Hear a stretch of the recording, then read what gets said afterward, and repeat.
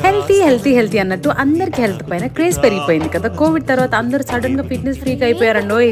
అంతకు ముందేమో బ్రేక్ఫాస్ట్ లో పూరి, లంచ్ లో బిర్యానీ.